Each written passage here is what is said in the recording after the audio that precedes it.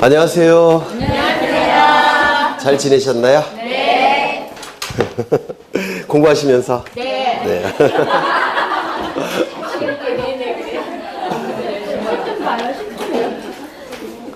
시험에서 가장 중요한 게 뭐라고 생각하셔요? 네? 모르셔요? 네? 제가 볼 때는 자신감 같아요. 자신감. 자신감 있는 상태에서 시험을 보시면 과목당 2문제 이상은 더 나오는 것 같아요. 과목당 2문제라고 한다면 5점이죠. 평균 5점입니다. 그래서 옆에 분 보시면서 속으로 너는 떨어져도 나는 붙는다. 네? 네? 그래서 자신감이 정말 중요한 것 같아요. 뭐 열심히 하는 건 다 열심히 하는 것 같고, 네. 그래서 나만은 붙는다. 아무리 하늘이 무너져도 나만은 붙는다.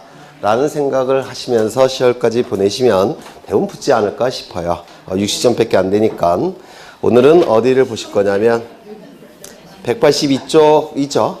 네, 182쪽 보십니다. 원칙은 공동신청이죠. 등기의 진정성을 확보하기 위해서 등기가 이루어짐으로 인해서 권리를 상실하여 불이익이 발생하는 등기 의무자를 등기 신청 절차에 참여시켜서 등기 권리자와 공동으로 등기를 신청하는 것. 이것이 공동신청이라고 부를 겁니다. 그렇다면 등기 의무자가 존재하지 않는다면 또는 등기의 진정성이 다른 방법에 의해서 이미 확보가 됐다면 등기 의무자를 참여시킬 수가 없죠. 이때는 단독 신청에 의하게 될 겁니다. 단독 신청과 관련해서 우리 단독 신청에서는 시험이 굉장히 잘 나오는데요. 그 중에서 판결에 의한 등기 신청이 가장 중요합니다. 워낙 자주 출제되는 부분이라서 설명은 했지만 다시 한번 설명을 하겠습니다. 판결에 의한 등기 신청. 여기에 이러한 부동산이 있고 소유자는 갑입니다. 갑이 을과 매매계약을 체결합니다. 매매계약 안에는 물권행위가 있죠. 매매계약이 체결되면 매도인 갑에게는 소유권 이전 등기 의무가 발생을 할 테고 매수인 을에게는 소유권 이전 등기 청구권이 발생을 할 겁니다. 이 등기 청구권은 당사자 일방이 상대방에게 등기를 청구하는 권리, 이를 등기 청구권이라고 불러요. 당사자 일방이 상대방에게 등기를 청구할 수 있는 권리. 만약에 단독 신청에 의해서 이루어지는 등기라고 한다면 요 을에게 등기 청구권이 인정될 여지가 있습니까? 혼자 가서 등기를 하면 되죠. 그렇죠. 상대방에게 청구할 필요가 있습니까? 없어요. 그래서 이 등기 청구권은 공동 신청의 경우에만 나타납니다. 그래서 상대방에게 등기를 청구하는 권리를 등기 청구권이라고 부르고요. 매수인이 매도인에게 등기를 청구하게 되면 이 매도인은 이 등기 의무를 이행해야 됩니다. 이 의무를 이행하는 것이 등기소에 가서 등기를 신청하는 겁니다. 그러면 매수인과 같이 등기를 같이 신청하더라는 겁니다. 이 등기 신청권이라는 개념은 공권력의 객체인 일반 국민이 공권력의 주체인 국가기관에게 뭔가를 요구하는 걸 등기 신청권이라고 불러요. 그러면 등기 신청권은 국가기관에게 요구하는 권리니까 공권. 그렇죠. 등기 청구권은 상대방에게 요구하는 권리니까 사건 이렇게 얘기할 겁니다. 이 등기 신청권은 공동 신청이건 단독 신청이건 등기 신청권은 인정이 되죠. 맞아요. 그런데 이 등기 청구권은 공동 신청의 경우만 인정이 될 겁니다. 단독 신청의 경우에는 인정되지 않을 겁니다. 뭐 이런 거 이해가 되실까요? 근데 민법에서 하는 것이죠. 여튼 이 의무를 이행하는 것이 등기를 신청하는 것이고 그래서 공동으로 등기를 신청하게 될 겁니다. 그러면 이제 등기가 이루어지게 되면 갑이 소유권은 을의 소유권으로 변동이 이루어지게 될 겁니다. 이때 이 등기가 이루어지면 갑은 소유권을 상실할 테고 따라서 등기만 놓고 형식적으로 판단한다면 불이익이 발생할 테고 이러한 자를 우리 등기법에서는 등기 의무자라고 부를 겁니다. 이 등기가 이루어지면 을은 소유권을 취득하겠죠. 따라서 등기만 놓고 형식적으로 판단한다면 이익이 발생할 테고 이러한 자를 우리 등기법에서는 등기 권리자라고 부를 겁니다. 이렇게 민법상의 등기 의무자와 실제법상의 등기 의무자, 실제법상의 등기 권리자는 등기법상의 등기 의무자, 절차법상의 등기 의무자, 절차법상의 등기 권리자와 일치함이 원칙이죠. 맞아요. 그렇죠. 그래서 이제 등기를 같이 신청하게 될 텐데 문제는 매도인 갑이 이 의무를 이행하지 않더라는 겁니다. 의무를 이행하지 않는다는 얘기는 등기를 신청해 주지 않는다는 뜻이에요. 그러면 이 매수인은 어떻게 합니까? 법원에 소송을 제기할 테고 법원에 소가 제기가 되면 소가 제기가 될 때 을은 매매 대금을 다 지불했다는 영수증 제출하겠죠. 그러면 법원에서는 을 승소 판결을 내줄 테고 이 판결이 확정이 이루어지게 되면 이때 을을 뭐라고 부릅니까? 승소한 등기 권리자라고 부를 겁니다. 승소한 등기 권리자는 판결서라는 등기 진정성을 확보할 수 있는 자료가 있기 때문에 상대방의 의무 이행이 없다고 하더라도, 즉 등기 신청이 없다라고 하더라도 단독으로 등기를 신청할 수 있다, 이렇게 얘기를 할 겁니다. 이게 첫 번째 원칙적인 판결에 의한 등기 신청이죠. 두 번째, 여기 이러한 부동산이 있고 소유자는 갑입니다. 갑이 을과 매매 계약을 체결합니다. 이 안에 물권행위가 있을 테고 이때 매도인 갑에게는 등기 의무가 발생하죠. 맞아요. 그런데 등기 청구권도 하나 발생하죠. 그 등기 청구권의 이름은 뭡니까? 네? 수치 청구권. 그렇죠. 이 갑이 매매 대금을 다 받았기 때문에 등기를 빨리 넘겨주고 싶어요. 왜냐하면 세금이 자꾸 갑에게 부과됩니다. 등기 명인에게 부과되는 거니까. 그래서 갑은 을에게 빨리 등기를 넘겨주고 싶습니다.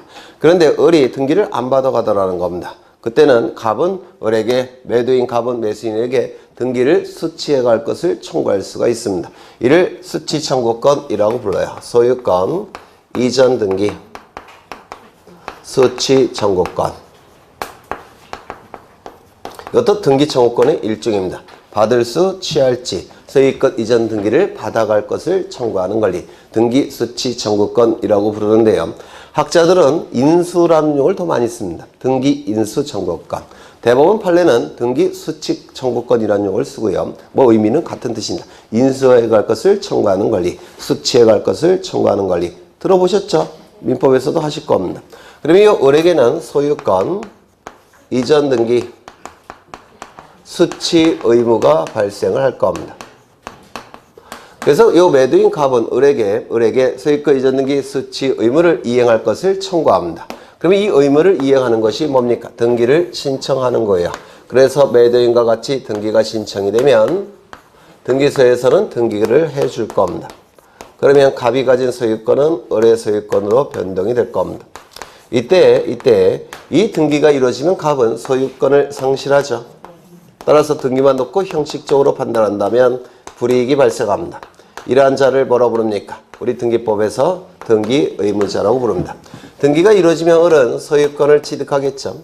따라서 등기만 놓고 형식적으로 판단한다면 이익이 발생할 테고, 따라서 을을 뭐라고 부릅니까? 등기 권리자라고 부를 겁니다.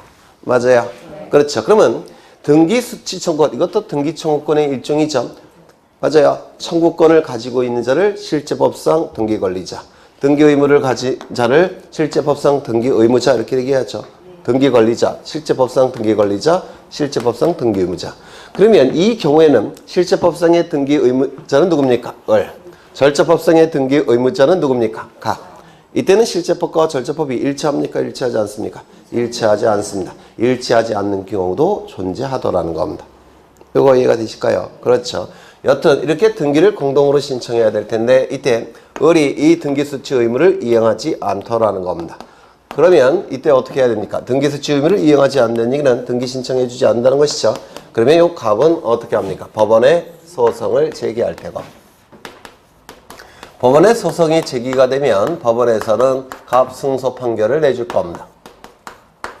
그리고 이 판결이 확정이 되면 이때 이 갑을 뭐라고 부릅니까? 승소한 등기 의무자라고 부를 겁니다. 승소한 등기 의무자는 이 판결서를 가지고 상대방의 등기 신청이 없어도 단독으로 신청할 수 있다, 이렇게 얘기를 하더라는 겁니다. 그래서 승소한 등기 권리자, 승소한 등기 의무자는 판결서를 가지고 등기를 단독으로 신청할 수 있는데 이 판결은 원칙이 뭐라고 그랬습니까? 이행 판결. 기억나셔요? 이 이행 판결의 경우에는 승소한 등기 권리자, 승소한 등기 의무자는 판결서를 가지고 등기를 단독으로 신청할 수 있다라고 했습니다. 이 판결의 종류는 판결서는 주문과 이유와 원고, 피고로 구성이 돼요. 원고는 뭡니까? 소송을 제기하는 자. 피고는 뭡니까? 소송을 제기당하는 자. 그래서 이 판결을 구성하고 있는 내용은 이게 단데요. 이 주문은 주된 문장이라고 얘기하죠. 그리고 이건 주문이 나오게 된 이유. 그 다음에 소송을 제기한 자, 소송을 제기당한 자 이렇게 얘기하는데 판결의 효력은 여기에도 있고 여기에도 있을 겁니다.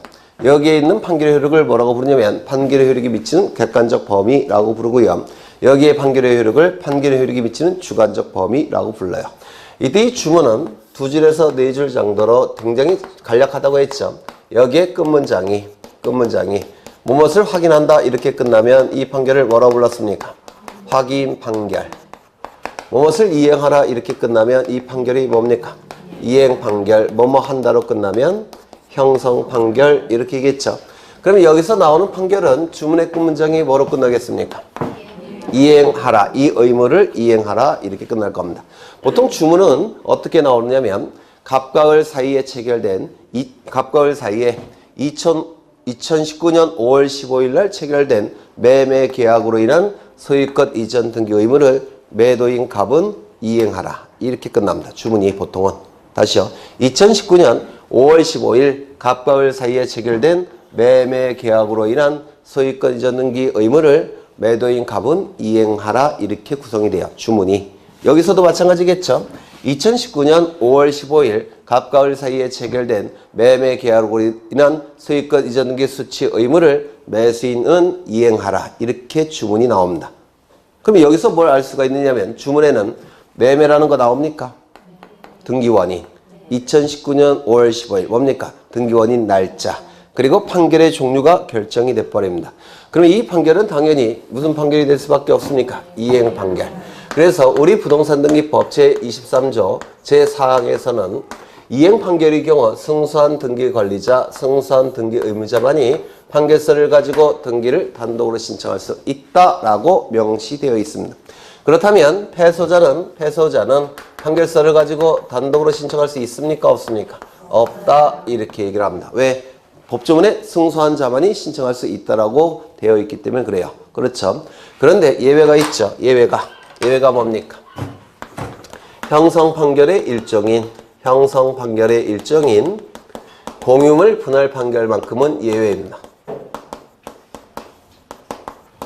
공유물 분할 판결은 형성 판결이라고 하는데 그러면 주문의 끝문장이 뭐로 끝나겠습니까? 뭐뭐 한다 이렇게 끝나요. 한다. 그렇죠. 그러면 예를 든다면 다 했던 거예요. 예전에. 기억이 안 나시겠죠? 여기 도로가 이렇게 나 있고요. 여기 한 필지 토지가 존재합니다. 100번지 토지인데요. 이 토지에 100번지 토지 등기부를 확인해 보니까 이렇게 되어 있습니다. 3번 소유권 이전 공유 그 다음에 갑 2분의 1을 2분의 1 이렇게 되어 있다는 겁니다. 그렇다면 이 갑과 을이 이 토지를 지분으로 소유하는 거죠. 2분의 1씩 지분으로 소유하는 겁니다. 그런데 갑과 을이 싸웠어요. 싸워서 갑이 을에게 이렇게 얘기합니다. 너랑 같이 등기부에 이름 올릴 수가 없으니까 이제 이 토지 나눠 갖자 이렇게 제안을 해요. 어떻게 제안을 했냐면 똑같이 2분의 1씩 가지고 있으니까 면적을 똑같이 나눠 갖자. 여기가 A 지점이고 여기가 B 지점인데 여기 가운데를 이렇게 나눠서 이쪽은 내가 가질 테니까 이쪽은 네가 가져라 이렇게 제안을 해요. 면적이 똑같이. A 지점부터 B 지점까지 분할하자고 제안합니다. 우리 바보일까요? 아니죠. 이쪽이 땅값이 훨씬 비싸죠. 당연히 거절을 할 겁니다. 열받은 갑은 법원에 소송을 제기해요. 이 소송의 이름을 뭐라고 부르냐면 공유물 분할의 소송이라고 불러요.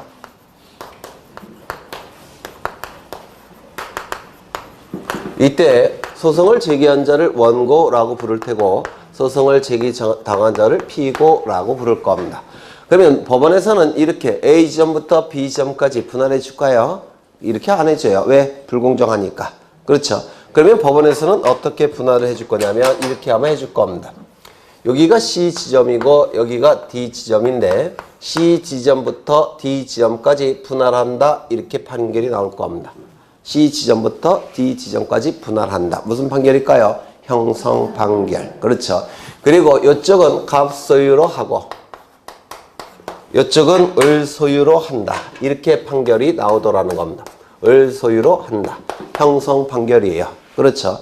그러면 이때 원고가 소송을 제기한 목적을 달성했습니까? 달성 못했습니까? 달성을 못했어요. 이거는 원고 패소 판결입니다. 일부 승소, 일부 패소가 아니에요. 이걸 민법에서 하셨을 텐데 이 공유물 분할 소송은 형식적 형성해소라고 부릅니다. 형식적 형성해소에서 원고가 목적으로 달성한 바가 달성이 되지 않으면 이건 패소 판결을 받은 거예요. 그래서 원고 패소, 피고 승소가 돼버립니다. 그러면 이때 요 원고 패소 판결을 받은 요 원고가 요 부분에 대한 소송을 등기를 신청할 수 있을까요? 없을까요? 있습니다. 왜냐하면 법원은 이쪽을 갑소유로 인정을 했기 때문에 이 부분은 갑소유니까 갑이 등기를 신청할 수 있다라는 겁니다. 패소 판결을 받았지만. 맞아요. 을도 등기 신청할 수 있을까요? 없을까요? 얘도 등기를 단독으로 신청할 수 있다는 겁니다. 왜? 법원이 이쪽을 을 소유로 인정했기 때문에 그렇습니다. 그렇다면 이 공유물 분할 소송의 경우에는 승소 패소 여부를 따질 필요가 있습니까? 없습니다. 원고 피고 따질 필요도 없다 이렇게 얘기를 할 겁니다. 이 공유물 분할은 법적 성질이 뭡니까? 민법에서 지분의 막교환이라고 하는데 들어보셨어요? 안 들어보셨어요? 그러면 제가 예전에 지분에 대한 개념을 설명한 적 있죠? 이걸 더 이상 쪼갤 수 없는 가장 작은 점들로 구성되어 있다고 설명드린 적 있죠? 그러면 그걸 한번 확인해 보죠. 그러면 원래 2분의 1씩 2분의 1씩 가졌다는 얘기는 이 안에 있는 모든 점들은 이렇게 나눠 가지고 있다는 거죠. 맞아요. 이 안에 있는 모든 점들도 이렇게 나눠 갖고 있는 거죠. 그런데 이쪽은 갑소유로 하고 이쪽으로 을소유로 한다면 바로 이 위쪽은 전부 다 갑갑이 돼야 되겠죠. 맞아요. 그러면 이게 뭐로 바뀌어야 됩니까? 갑. 근데 이쪽은 다 뭐로 바뀌어야 됩니까? 을.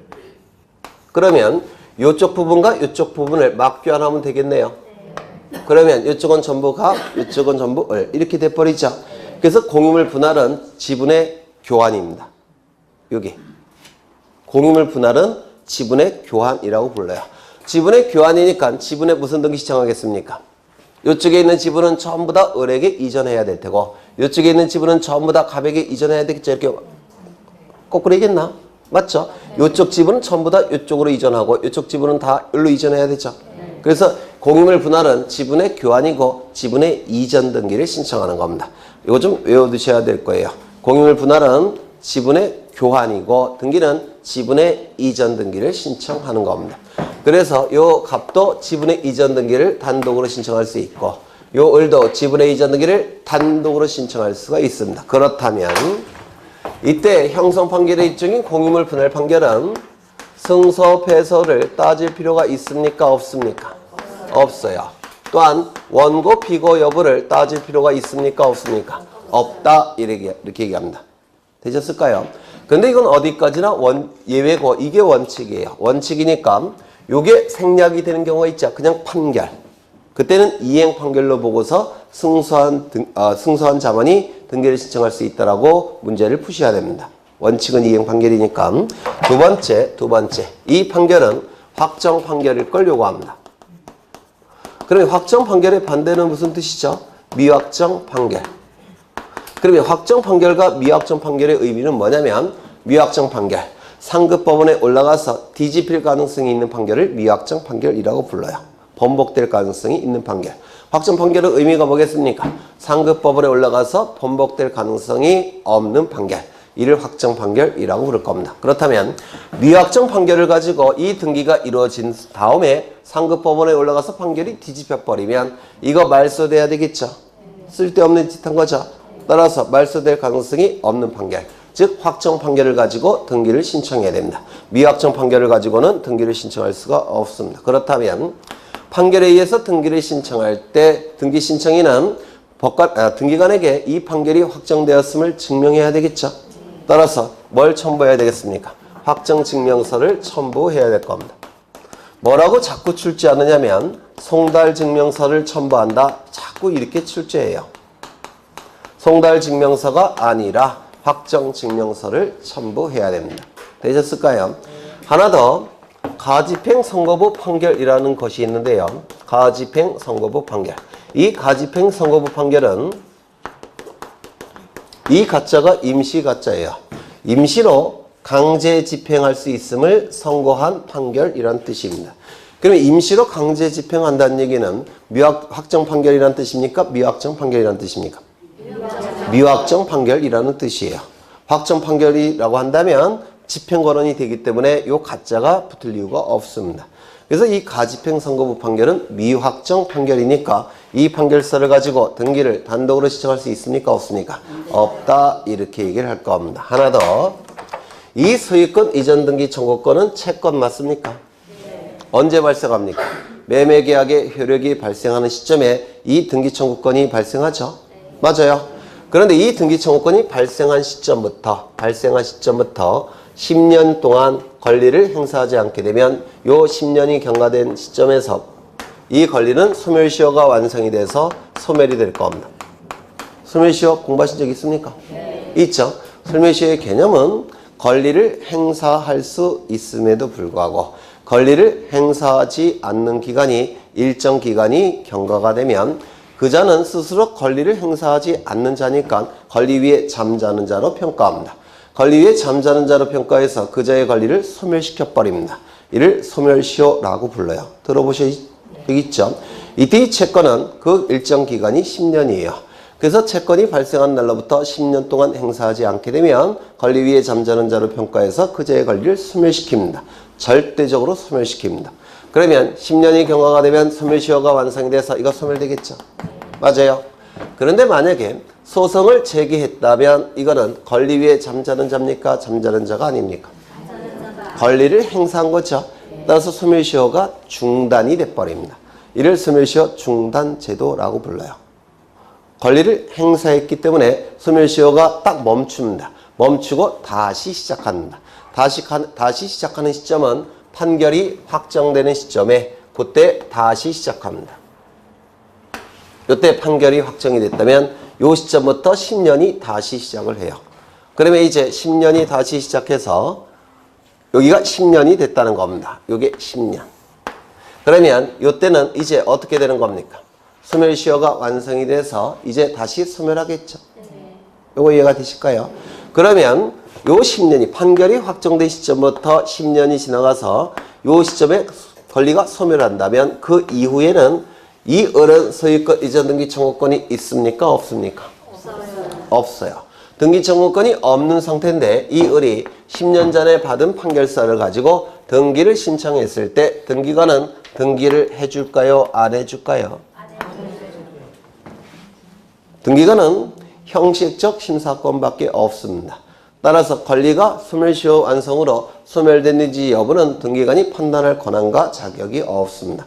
이는 법관만이 판단할 권한과 자격이 있어요. 등기해줄까요? 안 해줄까요? 등기해줘야 됩니다.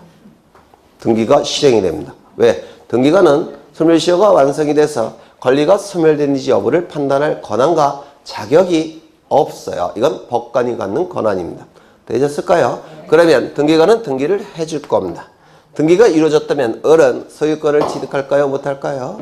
못해요. 왜? 등기 청구권 자체가 소멸되었으니까. 따라서 이 등기는 갑이 다시 말소를 신청할 겁니다. 그래서 을은 소유권을 취득하지 못합니다. 이거 이해가 되실까요? 네, 말소가 될 겁니다. 그렇다면 소멸시효가 판결이 확정된 시점부터 10년이 경과가 되기 전에 등기는 신청할 수 있겠죠. 당연히 소멸시효가 완성 안 됐으니까. 그때는 당연히 등기해 줄 테고 이때도 을은 권리 취득 못합니까? 이때는 취득하는 겁니다. 되셨나요? 그래서 판결이 확정된 시점부터 무조건 소송은 제기할 수 있지만 10년이 경과가 되기 전이라고 한다면 소유권을 취득할 수 있는 것이고 10년이 경과된 후라고 한다면 등기는 갖추지만 소유권을 취득 못합니다. 이거 이해가 되실까요? 네. 이거 2달 전에도 이해된다고 하셨어요. 근데 기억을 못 하시는 거지. 네. 그러면 184쪽을 보십니다. 거기 판결에 의한 등기가 나오는데요. 의의를 보시면 판결에 의한 등기는 승소한 등기 권리자 또는 승소한 등기무자 단독으로 신청할 수 있다. 이때 이 판결은 무슨 판결일까요? 이행 판결을 얘기하는 겁니다. 원칙이 이행 판결이니까 보통 이행이라는 문구는 생략을 합니다. 거기 2번을 보시면 거기 동글뱅이 1번에 이행 판결이어야 한다 이렇게 나와 있죠. 맞아요. 그렇죠. 그 다음에 동글뱅이 2번을 보시면 확정 판결일 것을 요구한다고 했죠. 따라서 뭘 첨부한다고 했죠? 확정 증명서를 첨부한다고 했죠. 맞아요. 그렇다면 미확정 판결을 가지고는 등기를 신청할 수 없기 때문에 가집행선고부 판결은 등기를 신청할 수 있는 판결입니까? 아닙니까? 아니다. 이렇게 얘기를 할 겁니다. 그 다음에 거기 3번을 보시면 거기 보시면 화해조서, 인락조서, 화해공고결정조서, 민사조정조서 뭐 이런 게 있죠. 이건 뭐냐면 조서라는 단어 자체가 국가기관이 만든 서류인데요. 여기 나오는 서류들은 전부 다 법정에서 법관 앞에서 법원 사무관이 작성한 서류입니다. 즉 판결서가 만들어지는 과정과 같은 절차를 통해서 만들어진 서류예요. 그렇다면 확정 판결과 같은 효력이 인정될 수밖에 없습니다. 따라서 이러한 서류를 가지고 등기를 단독으로 신청할 수 있다 이렇게 얘기를 할 겁니다. 되셨을까요? 그런데 디귿을 보시면 공증인 작성의 공정증서가 있죠. 이건 법정에서 법관 앞에서 등기 사무관이 법원 사무관이 작성한 서류가 아니에요. 공정증서는 공증인 사무실에서 변호사인 공증인이 작성한 서류에 불과합니다. 따라서 이 공정증서를 가지고 등기를 단독으로 신청할 수 있겠습니까? 없겠습니까? 없습니다. 확정 판결과 같은 효력을 인정할 수 없기 때문에 그렇습니다. 그 다음에 거기 리을인가요? 리을을 보시면 가처분 결정에 등기 절차 이행을 명하는 조항이 기록되어 있다고 하더라도 등기 관리자는 이 가처분 결정 등에 의하여 단독으로 신청할 수 없습니다. 이유는요. 이 가처분 결정에 의한 가처분 등기나 가압류 결정에 의한 가압류 등기는 채권자가 신청을 통해서 하는 등기입니까? 아닙니까? 아니죠. 법원의 촉탁에 의해서 이루어지는 등기죠. 맞아요. 법원의 촉탁에 의해서 이루어지는 등기니까 채권자가 신청해봤자 등기를 해주지 않습니다. 다만 가등기할 때 설명을 드렸던 건데 가등기, 가처분, 명령 결정에 의한 가등기는 단독 신청한다고 했는데 기억나십니까? 그래서 가압류 등기나 가처분 등기는 법원의 촉탁에 의한 등기고 가등기, 가처분, 명령 결정에 의한 가등기는 단독 신청에 의한 등기라고 가등기할 때 강조를 드린 적이 있습니다. 그래서 이거 꼭 리을을 기억해 두셔야 되고요. 4번을 보시면 등기 절차 이행을 명하는 확정 판결을 받았다면 확정 시기에 관계없이 확정 후 10년이 경과하였다 하더라도 판결에 의한 등기 신청할 수 있습니까? 없습니까? 있을 겁니다. 다만 등기는 갖추겠지만 소유권을 취득할 수는 없을 겁니다. 그 다음에 오른쪽을 보시면 등기 신청인 설명을 다 했고요. 동글뱅이 2번을 보실까요? 승소한 등기 관리자의 상속이 나와 있는데 승소한 등기 관리자가 승소 판결의 변론 종결 후 사망하였다면 변론 종결 후 밑줄 치시고요. 변론 종결 후 사망했다는 얘기는 이제 변론을 한다는 겁니까? 안 한다는 겁니까? 안 한다는 거죠.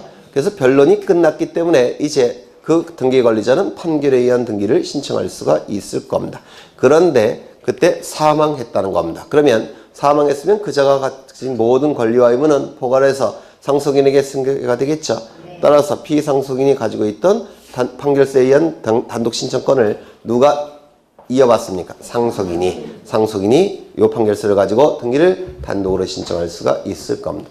그런데 변론이 종결되기 전이라고 한다면 변론 절차가 남아있죠. 그 상태에서 사망했다면 이때는 상속인이 그 절차를 이어받아야 돼요. 이어받아서 변론에 들어가야 됩니다. 따라서 이 변론 종결 전에 사망했다면 판결서가 있겠습니까? 없겠습니까? 아예 없어요. 등기를 단독으로 신청할 수 없는 건데요. 이건 좀 어렵죠. 민사소송법에서 가장 어려운 부분 중에 하나예요. 그냥 외워두시는 게 더 나을 것 같아요. 그 다음에 그 밑에 동글뱅이 3번은 설명이 됐고요. 그 다음에 채권자 대위 소송에 의한 경우 이것도 설명을 할 겁니다. 이것 좀 이따가 설명할 거고요. 좀 어려운 내용이죠.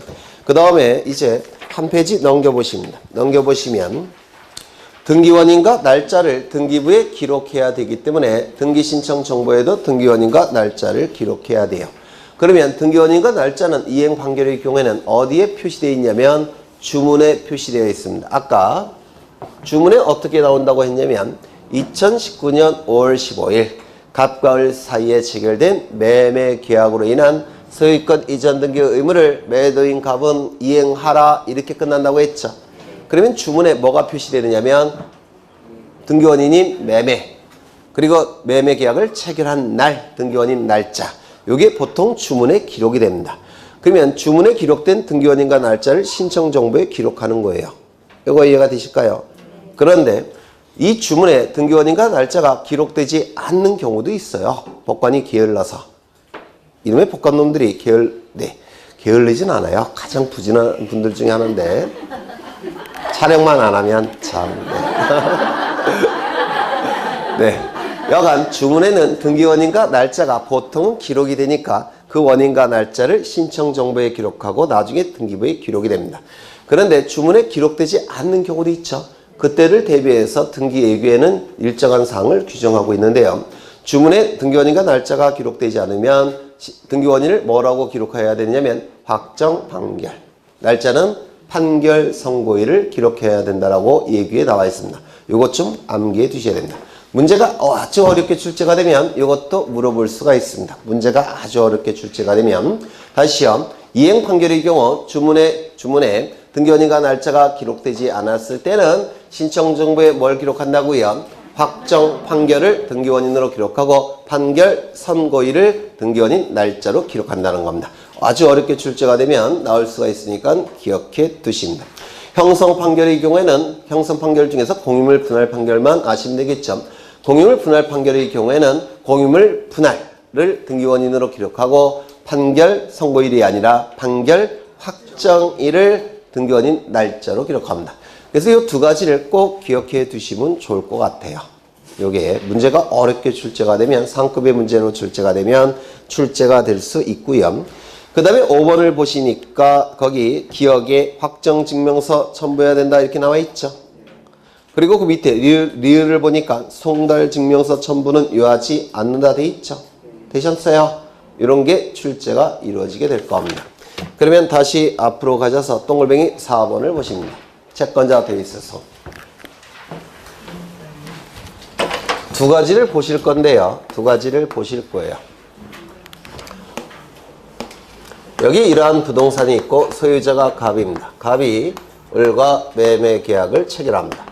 소유권 이전 등기까지 이루어지면 갑이 가진 소유권은 을의 소유권으로 변동이 될 겁니다. 맞습니까? 이때 갑을 뭐라 부르죠? 매도인 갑을 등기 의무자, 매수인 을을 등기 권리자라고 부를 겁니다. 그래서 갑과 을은 등기소에 가서 등기를 공동으로 신청하게 될 겁니다. 그런데 을이 등기를 받아가지 않더라는 겁니다. 이유를 따져봤더니 이 을에게는 채권자가 존재합니다. 그러면 이 A가 채권자라는 얘기는 이 등기의 권리자는 채무자라는 뜻이에요. 그러면 채무자는 이 채무를 변제기에 자발적으로 변제해야 되겠죠? 맞아요. 누구에게? A에게. 이행기에 자발적으로 이행을 해야 될 겁니다. 그런데 이행기에 자발적으로 이행하지 않게 되면 열받은 채권자 A는 어떻게 할까요?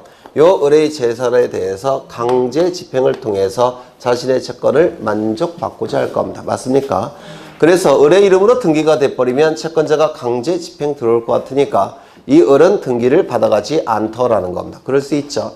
이때 이 채권자는 이 채무자의 등기 신청권을 어떻게 할 수 있습니까? 대위 신청할 수 있죠.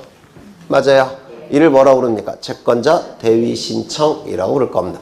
이 채권자 대위 신청권은 우리 민법 제404조 채권자 대위권에 근거한 채권자에게 인정되는 채권자 고유한 권리인 채권자 대위권에 근거해서 이 신청하는 겁니다.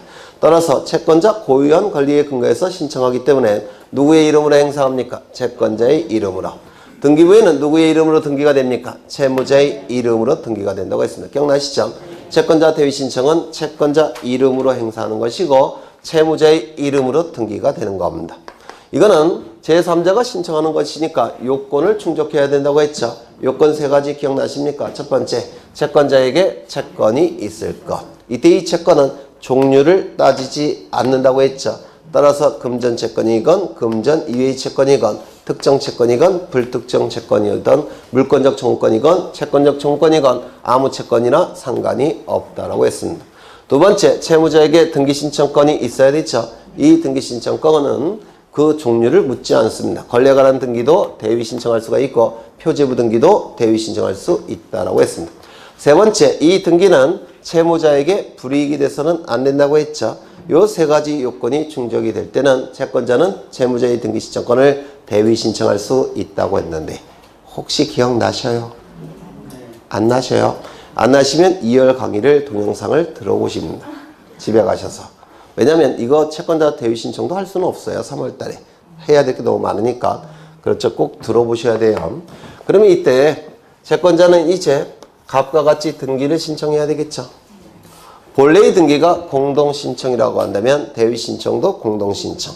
본래의 등기가 단독신청이라고 한다면 대위신청도 단독신청이라고 했습니다.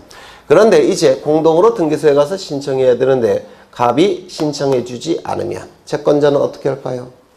소송 제기해야 되겠죠. 맞아요. 그래서 법원에 소송을 제기합니다. 이를 뭐라고 부르냐면 채권자 대위소송이라고 불러요. 채권자 대위소송을 제기합니다.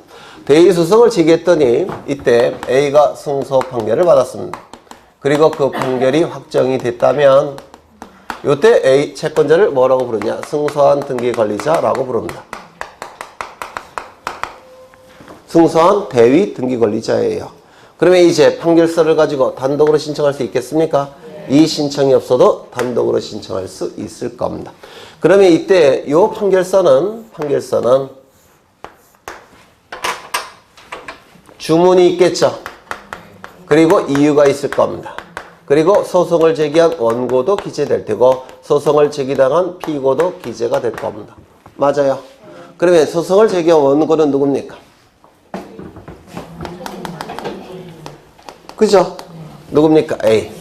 소송을 제기당한 피고는 누굽니까? 갑. 맞아요. 이 판결의 효력은 여기에도 있고 여기에도 있다고 했죠. 그러면 이 판결서를 가지고 A는 갑의 신청이 없어도 단독으로 이 등기를 할 수가 있다는 겁니다. 되셨나요? 그렇다면 요 판결서를 가지고 을도 요 판결서를 가지고 단독으로 신청할 수 있을까요? 없을까요? 없어요. 없어요. 네? 판결의 효력은 얘한테만 있는 거 아닙니까? 누구에게만 있습니까? 이 판결서는 효력이 A와 갑에게만. 즉 을에게는 판결의 효력이 있을까요? 없을까요? 없습니다. 따라서 이 판결서를 가지고 등기를 신청할 수 있다? 없다? 없다. 을은 신청할 수가 없어요. 그런데 대위소송이 제기된 사실을 요 채무자가 알았다면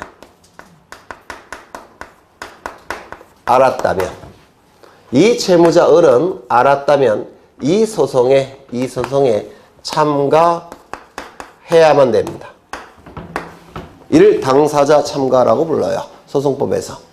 소송이 제기된 사실을 알았다면 요 채무자 을은 소송에 참가해야만 되기 때문에 참가한 것으로 간주합니다. 그렇다면 참가한 것으로 간주가 된 거니까 여기에 누가 들어가야 되겠습니까? 참가한 것으로 간주가 돼버리니까. 맞아요. 그렇다면 이때는 판결 효력이 누구에게도 있겠습니까? 을에게. 따라서 이 을은 판결서를 가지고 등기 신청할 수 있겠습니까? 있다 이렇게 얘기합니다. 언제? 알았다면. 조심하셔야 될 것은 알 수 있었다면이 아닙니다. 알았다면. 간주의 효과가 나타나니까 알아야 돼요. 반드시. 요거 이해가 되실까요? 요거 좀 어려운 지문인데 좀 기억해 두십니다. 그러면 다시 한번 보시면 거기 둥글뱅이 4번이 있죠. 맞아요. 거기 니은을 보시면 채권자 대위소송에서 채무자가 채권자 대위소송이 제기된 사실을 알았을 경우 채무자 또는 제3채권자도 채무자라고 생각하시면 되죠. 채권자가 얻은 승소 판결에 의하여 단독으로 등기 신청할 수 있다 없다? 있다. 되셨을까요? 네. 넘기겠습니다. 하나 더 있는데 그건 나중에 보죠.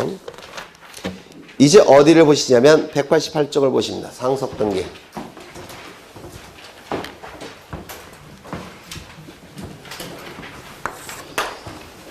여기 이러한 부동산이 있고요. 소유자는 갑입니다.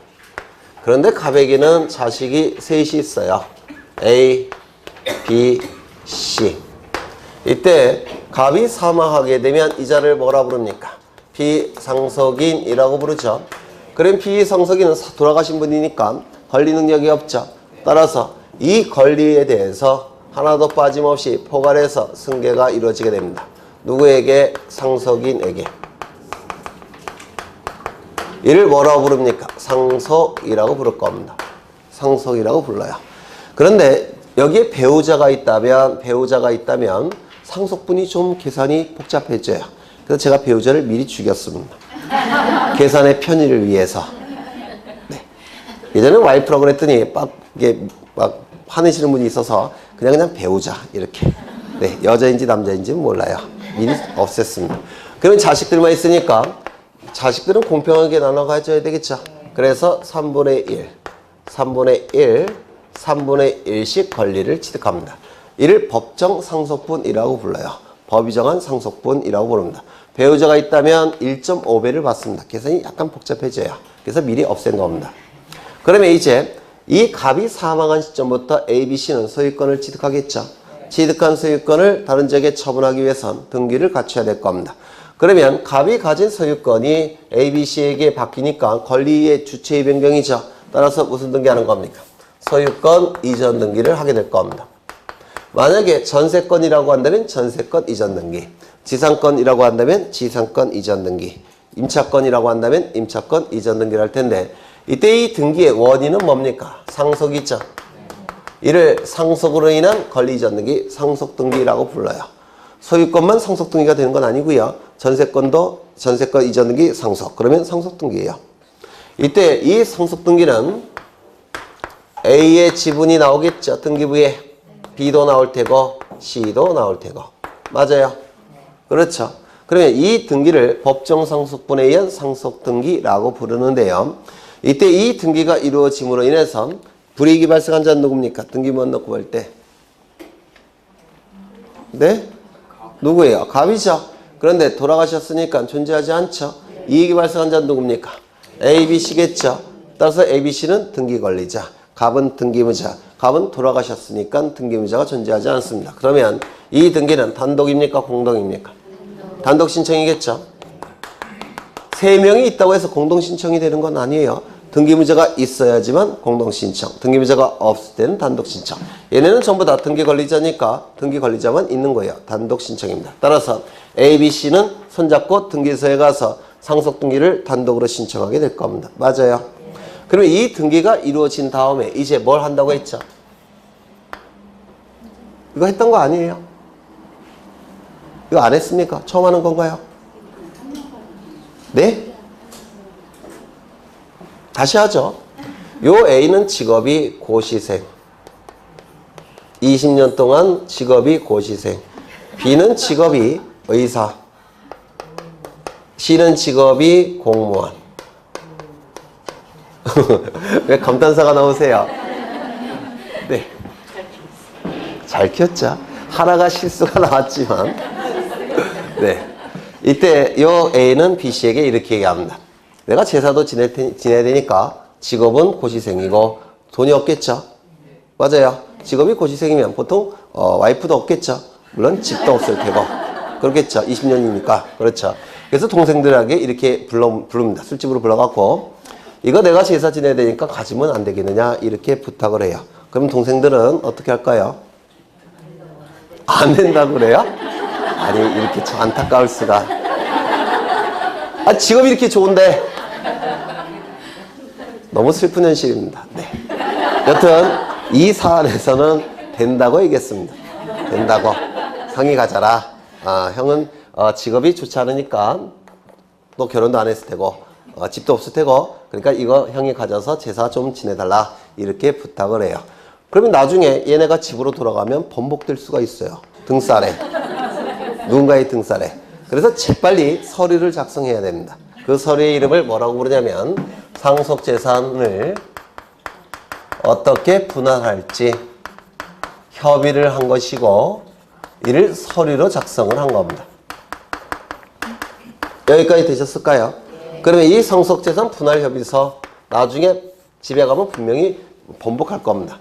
집에 갔더니 형 안 된다고 했는데 어떡하지? 다시 없던 걸로 하자 이렇게 얘기하지 않겠습니까? 잘 모르시는구나. 그러면 그 구질구질한 얘기가 여기 기록되겠죠? 맞아요. 그렇죠. 그러면 여기 이제 ABC의 도장이 찍혀 있을까요? 안 찍혀 있을까요? 찍혀 있겠죠. 그럼 이 상속재산 분할협의서가 등기소에 제공이 될 때 등기관은 이것이 ABC 도장인지를 확인할 필요가 있겠습니까? 없겠습니까? 있습니다. 따라서 뭘 첨부할까요? 인감증명을 첨부합니다. 이거 꼭 암기하셔야 돼요. 되셨습니까? 이때 문제가 뭐냐면 이 상속재산 분할협의는 우리 민법에 의해서 소급표가 인정이 됩니다. 어느 시점까지 소급이 되느냐면 갑 사망 시까지 소급합니다. 그러면 갑 사망 시까지 소급이 된다면 이 협의의 효력은 갑이 돌아가시자마자 효력이 발생하겠죠. 그러면 갑이 돌아가시자마자 이 소유권은 누구에게 기속이 돼야 됩니까? 이거에 의해서 A에게. 맞아요. 소급표가 있으니까. 그렇다면 이 등기는 처음부터 제대로 된 겁니까? 잘못된 등기입니까? 네? 소급표가 인정이 되니까 누가 단독으로 취득해야 돼요? A가. 근데 등기부는 ABC가 취득한다고 돼 있죠? 제대로 된 거예요? 잘못된 거예요? 잘못된 겁니다. 이 부분이 잘못된 겁니다. 원시적 일부 불일치. 무슨 등기 할까요? 경정등기. 따라서 이 상속재산 분할협의서가 등기소에 제공이 되면 소유권 경정등기가 이루어집니다. 그럼 이 소유권 경정등기를 통해서 등기부에는 누구의 명의만 나와야 되겠습니까? A만. 맞아요. 그러면 이 등기가 이루어짐으로 인해서 이익이 발생한 자는 누굽니까? A 등기 권리자. 불이익이 발생한 자는 누굽니까? B, C 등기의무자. 그렇다면 이 소유권 경정등기는 단독 신청일까요? 공동 신청일까요? 네? 등기의무자가 존재하죠. B, C. 따라서 이건 공동 신청입니다. 이것도 상속등기의 일종인데 특이하게도 공동 신청이에요. 그래서 시험에 대단히 잘 나옵니다. 되셨을까요?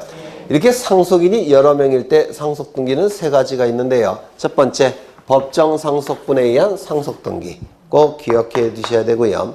협의 분할로 인한 소유권 경정등기.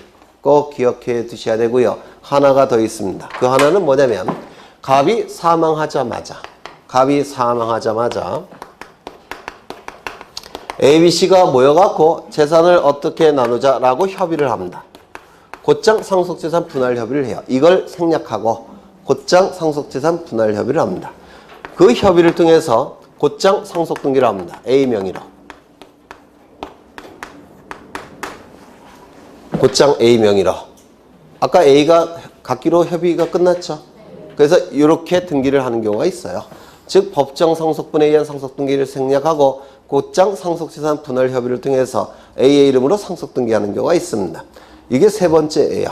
이것도 협의 분할로 인한 소익 상속등기라고 불러요. 이렇게 상속등기는 세 가지가 있는데요. 우리가 다 하실 수는 없겠죠. 그래서 이 두 가지 정도는 기억해 두십니다. 세 가지 중에서 이 두 가지 정도는 기억해 두셔야 돼요.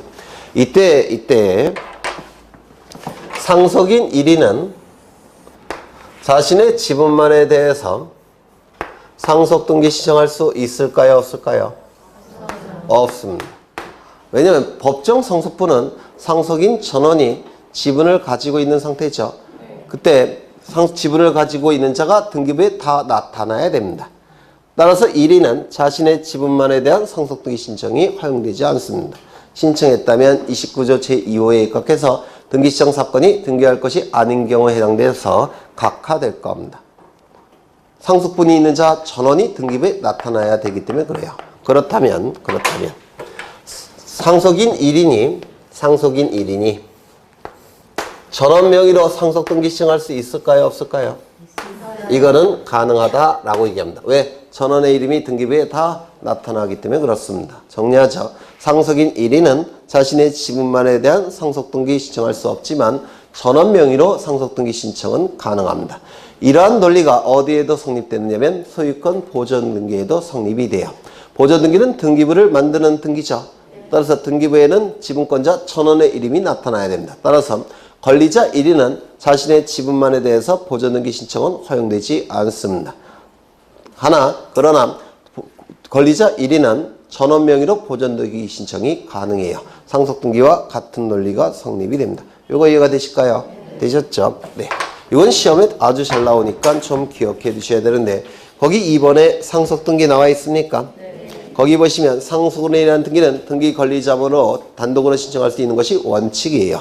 그런데 2번을 보시면 법정 상속분에 의하여 상속등기를 신청하는 경우 상속인 중 1인 또는 전원이 1인 또는 전원을 위하여라는 의미는 전원의 이름으로 라는 뜻이에요. 한 사람이 전원 이름으로 등기 신청할 수가 있고 전원이 전원 이름으로 등기 신청할 수 있겠죠. 그렇죠. 전원을 위하여 상속등기를 단독으로 신청할 수 있으나 상속인 중 1인이 자기 지분만에 대한 상속등기 신청은 허용됩니까? 허용되지 않는다고 했죠. 그 다음에 3번을 보시면 거기 세 줄에 소유권 경정등기 있습니까? 이 경정등기는 그 앞에 문구를 보시면 등기관리자, 등기의무자로서 경정등기를 공동으로 신청한다 되어 있습니까? 공동 신청이 될 겁니다. 그 다음에 동글뱅이 4번을 보시면 이 상속등기는 권리의 주체가 바뀌는 것이죠. 따라서 주체의 변경, 이전 등기 형태를 취하는 겁니다. 등기명의 표시 변경 등기가 아니라 이전 등기 형태를 취한다는 거. 그 정도 보시면 되겠죠. 네. 그 다음에 기타 단독 신청하는 경우가 나와 있는데 소유권 보존 등기. 소유권 보존 등기는 단독 신청일까요? 공동 신청일까요? 단독 신청이겠죠. 그렇죠. 그래서 소유권의 등기명의 될 자가 단독으로 신청할 겁니다. 그렇다면 등기가 실행되는 방법이 단독 신청이라고 한다면 말소도 원칙은 어떻게 될까요? 단독 신청. 말소 회복도 단독 신청. 맞아요. 등기가 실행되는 방법과 말소되는 방법과 말소 회복되는 방법은 같은 방법이라고 했죠. 그 다음에 변경 등기 나와 있는데 표제부 변경 등기, 즉 부동산 표시 변경 등기나 등기명의 표시 변경 등기는 권리에 관한 등기가 아니죠. 다시요. 부동산 표시 변경 등기나 등기명의 표시 변경 등기는 권리를 상실한 자가 있습니까? 없습니까? 없죠. 따라서 이때는 단독 신청에 의하게 될 겁니다. 멸실 등기는 부동산이 멸실되었을 때 표제부에 멸실된 사실과 원인과 날짜를 기록하는 표제부 등기죠. 따라서 등기의무자가 있을까요? 없을까요? 없겠죠. 따라서 멸실 등기도 표제부 등기니까 단독 신청에 의하게 될 겁니다. 말소 등기, 거기 1번과 2번을 좀 기억해 두셔야 돼요. 1번과 2번을 후딱 보겠습니다.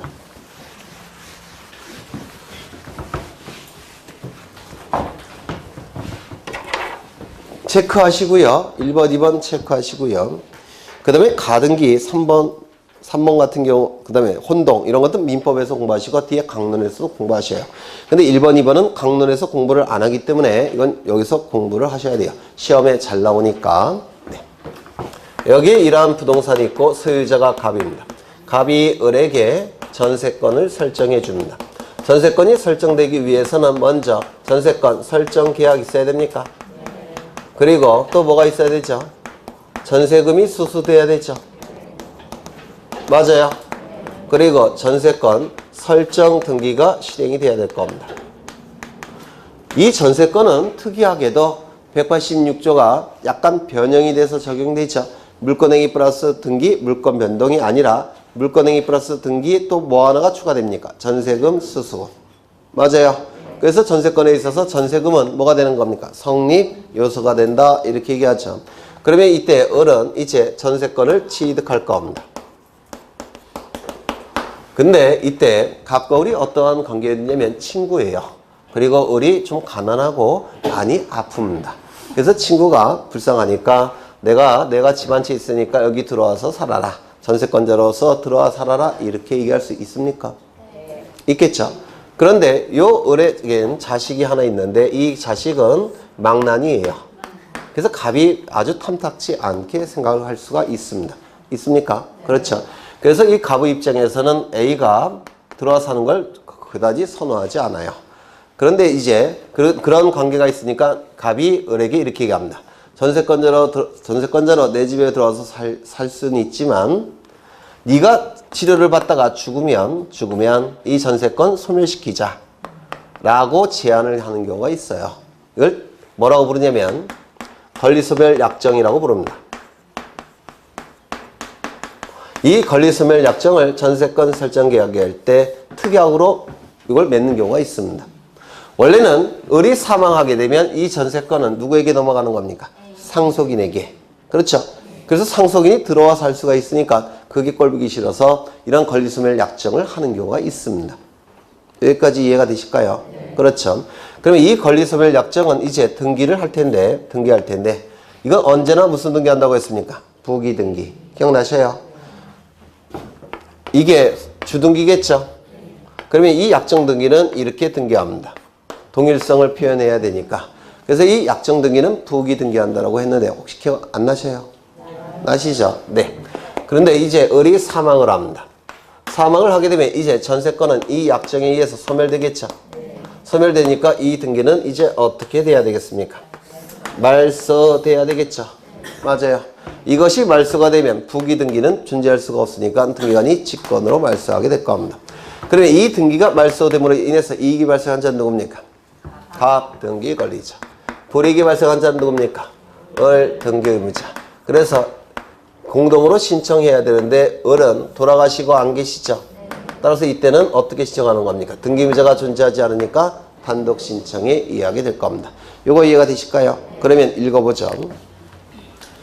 등기 명의인인 사람의 사망 또는 법인의 해산으로 권리가 소멸한다는 약정이 등기되어 있는 경우에 이걸 권리소멸 약정등기라고 부르고요. 부기등기를 하게 됩니다. 약정등기는 언제나 부기등기예요. 그 사람의 사망 법인의 해산으로 그 권리가 소멸하였을 때는 등기 권리자는 그 사실을 증명하여 단독으로 말소를 신청할 수 있다. 이거 이해가 되실까요? 네. 등기부자가 사망했기 때문에 단독으로 신청할 수가 있을 겁니다. 하나 더 기억하셔야 되죠. 권리소멸 약정 등기는 언제나 무슨 등기 한다고요? 부기 등기. 따라서 전세권 설정 등기가 말소가 되면 권리소멸 약정 등기는 부기 등기니까 더 이상 존재할 수가 없어서 등기관이 직권으로 말소합니다. 그 다음에 두 번째를 보실 건데요.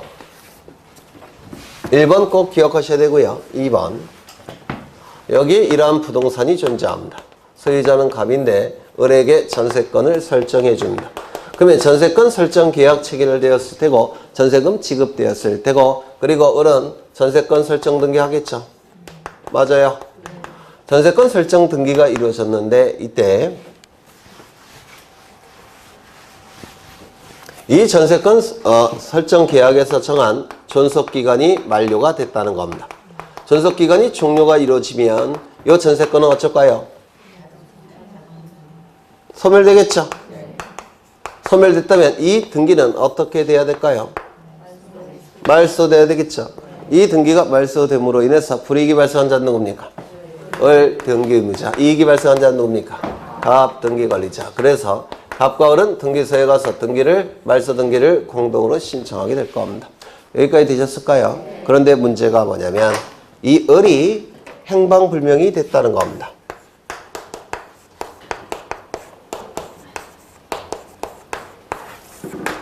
행방불명이 됐다는 겁니다. 행방불명이 됐다면 등기 신청할 수 있을까요? 없겠죠.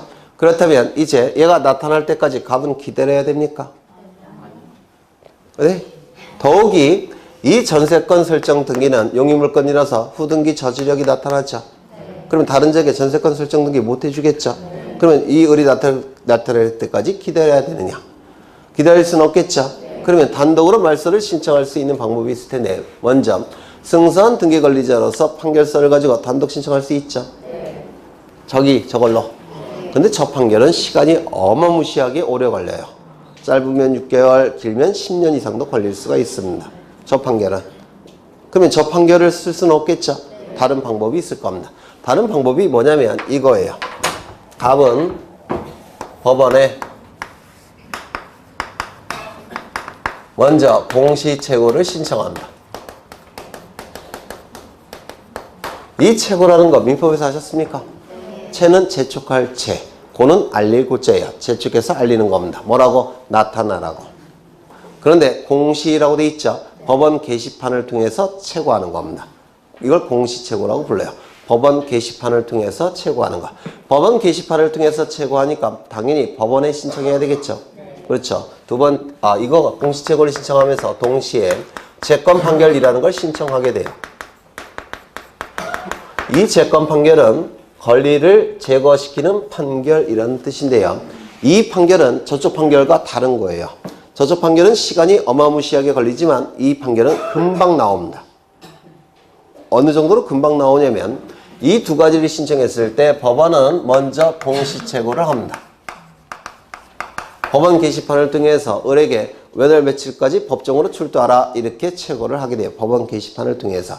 그 기간 동안에 공시채고 기간 동안에 나타나지 않으면 법원은 곧장 채권 판결을 해버립니다. 굉장히 간단하게 판결이 나와요. 이렇게 공시채고 기간 동안에 나타나지 않으면 금방 채권 판결을 해버려요.